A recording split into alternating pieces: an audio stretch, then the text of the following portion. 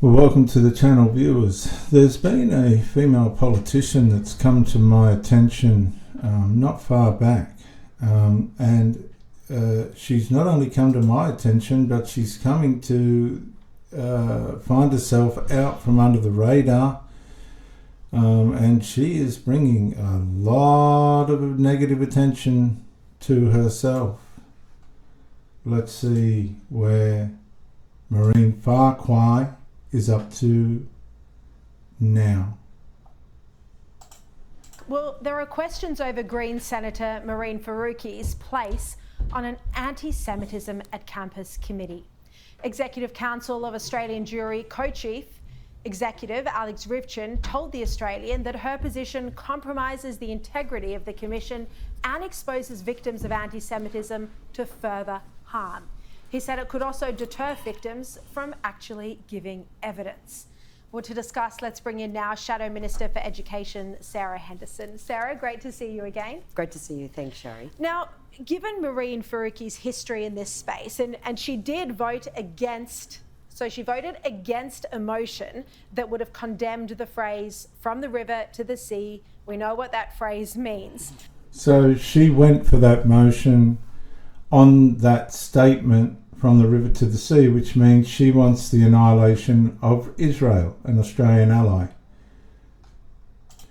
To me, Mehreen Faruqi is a radical, a Palestinian fanatic, and her best interests are not for Australia, they're for Palestine. And she's using Australia's taxpayers' money to get her way with it. She supported the pro-Palestinian protesters at university who've created a very hostile environment for Jews, and that is at universities, which is the subject of the legislation that you put forward. Is it appropriate for her to sit on this committee?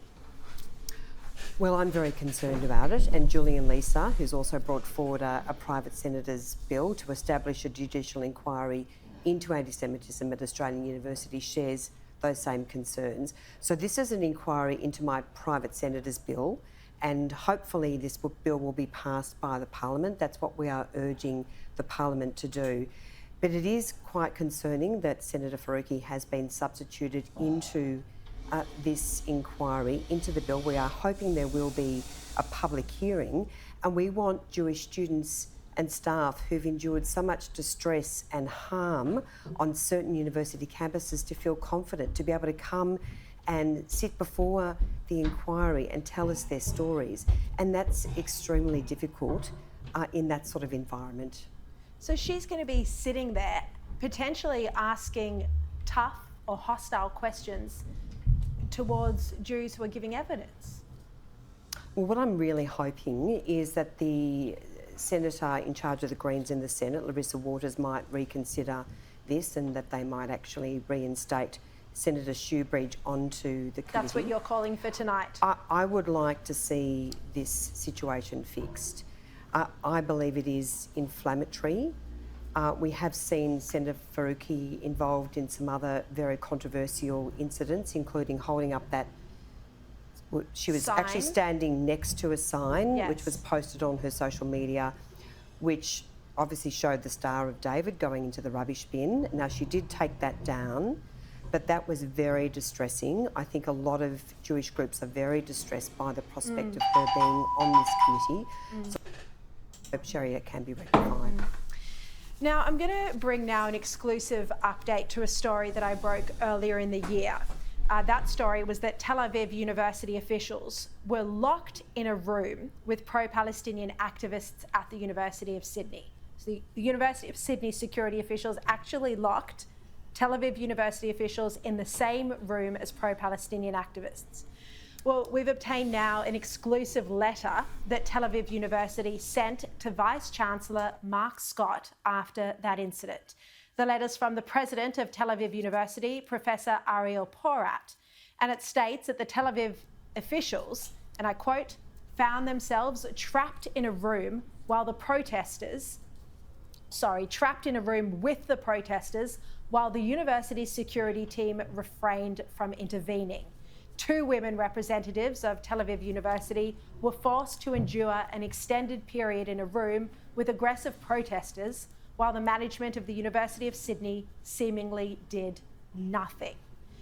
And Professor Porat described the situation as appalling in his letter to Mark Scott. He said it was a violent instance of verbal assault against two women.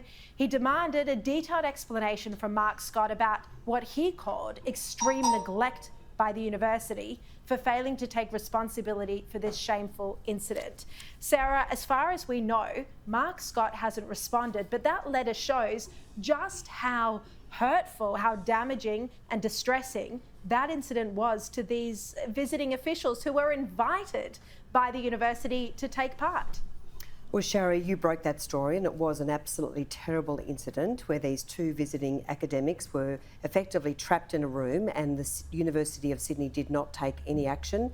Security guards were outside, and as the president of Tel Aviv University has said in his letter to Mark Scott, this is an example of extreme neglect by your university, and he is actually even saying, I would appreciate answers to these questions to determine whether we wish to continue our academic relationship with our university.